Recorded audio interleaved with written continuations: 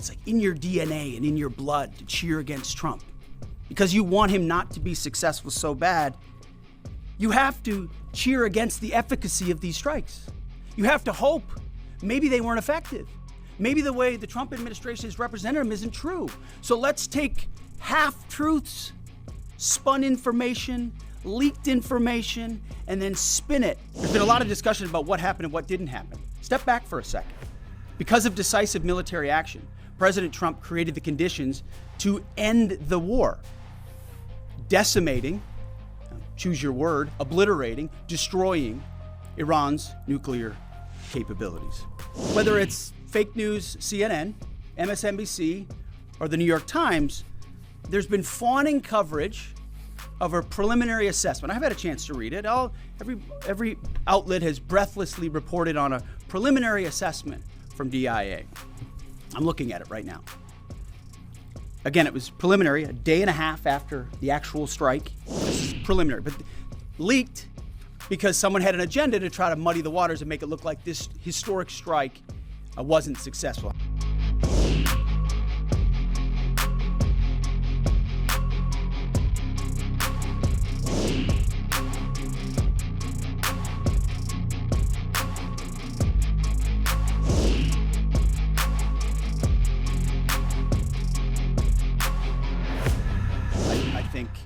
There's so much news, so many things happening that oftentimes big, momentous moments get missed.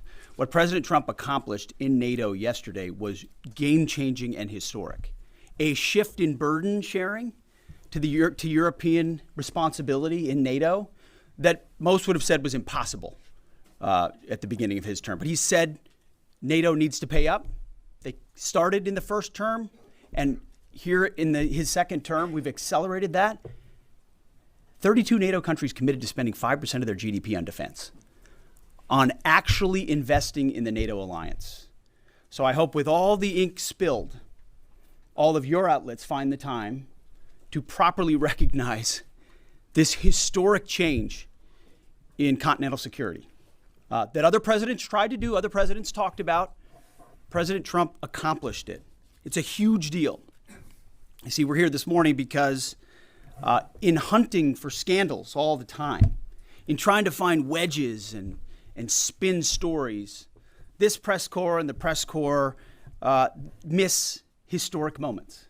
You miss historic moments like 5% at NATO, which when you hear, I was in the closed door briefing, I wish there could have been cameras in there. When you heard the prime ministers and presidents of other countries, to a man and to a woman, looking at President Trump and saying, this never could have happened, never would have happened. It seemed impossible 5 years ago, 2 years ago, 8 years ago. But here we are because of your leadership. If you ask them the question, I bet they'd say the same thing. But searching for scandals, you miss historic moments, like recruiting at the Pentagon. Historic levels in the Army, the Air Force, and the Navy. Yeah, maybe there'll be a little mention here or there. But because it was under President Trump's leadership, because Americans are responding to him as commander-in-chief, the press corps doesn't want to write about it.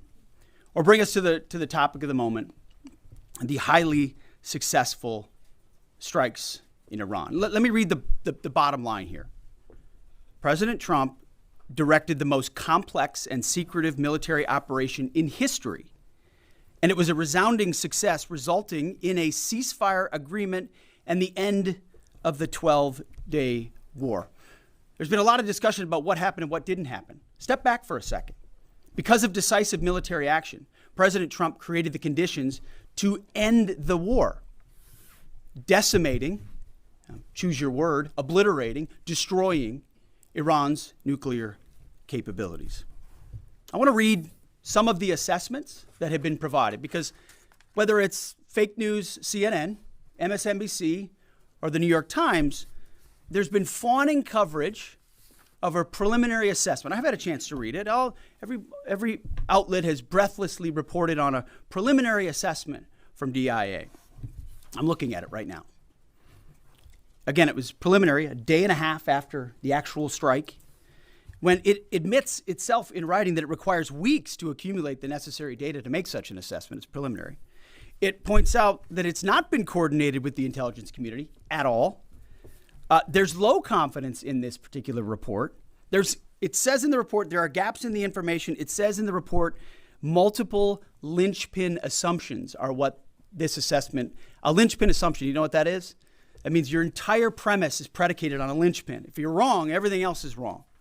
And still, this report acknowledges it's likely severe damage. Again, this is preliminary, but leaked because someone had an agenda to try to muddy the waters and make it look like this historic strike wasn't successful. I'm going to get to the chairman in a moment because he's going to lay out the particulars for you based on his professional military experience. But here's what other folks are saying.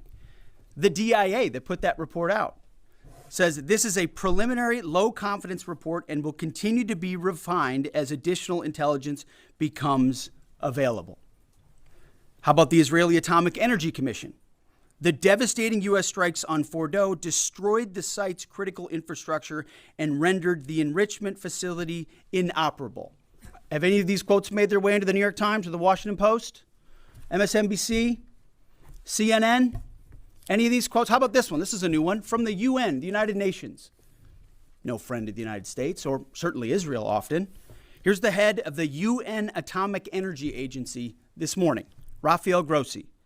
U.S. and Israeli strikes caused enormous damage to Iran's nuclear sites. Don't take my word for it. How about the IDF's chief of staff? I can say here that the assessment is that we significantly damaged the nuclear program, setting it back by years. I repeat, years. The Iranian foreign minister, the spokesman, our nuclear installations have been badly damaged, that's for sure. I'm sure that's an understatement. John Radcliffe, the director of the CIA, putting out a statement just last night. CIA can confirm that a body of credible intelligence indicates Iran's nuclear program has been severely damaged by recent targeted strikes. This includes new intelligence from a historically reliable, very different than preliminary assessment with low confidence. He's saying historically reliable and accurate source and method that several key Iranian nuclear facilities were destroyed and would have to be rebuilt over the course of years. CIA continues to collect additional reliably sourced information to keep appropriate decision makers fully informed. How about DNI Tulsi Gabbard yesterday? She writes, and I quote, "New intelligence confirms what POTUS has stated numerous times. Iran's nuclear facilities have been destroyed." Institute for Science and International Security President David Albright, overall, Israel and U.S. attacks have effectively destroyed Iran's centrifuge enrichment program. Time and time again, I can go down the list. Those that understand, those that see, those that do proper assessments recognize that what the United States military did was historic. And again, before I pass it to the chairman,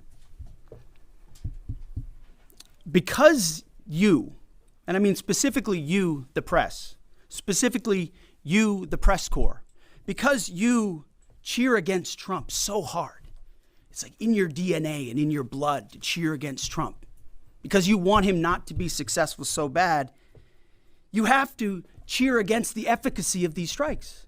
You have to hope maybe they weren't effective.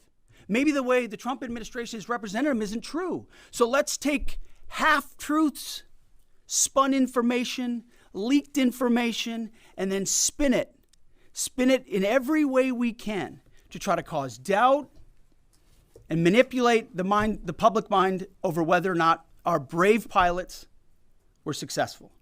How many stories have been written about how hard it is to, fly a plane for 36 hours?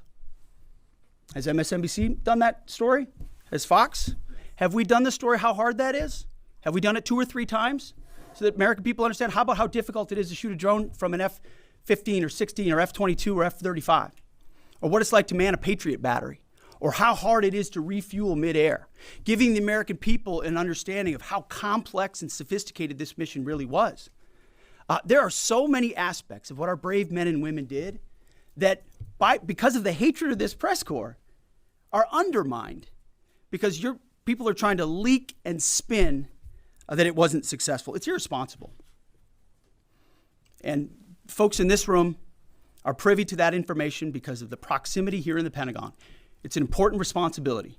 And time and time again, classified information is leaked or peddled for political purposes to try to make the president look bad. And what's really happening is you're undermining the success of incredible B-2 pilots and incredible F-35 pilots and incredible refuelers and incredible air defenders who accomplished their mission, set back a nuclear program in ways that other presidents would have dreamed. How about we celebrate that? How about we talk about how special America is, that only we have these capabilities? I think it's too much to ask, unfortunately, for the fake news. So we're used to that.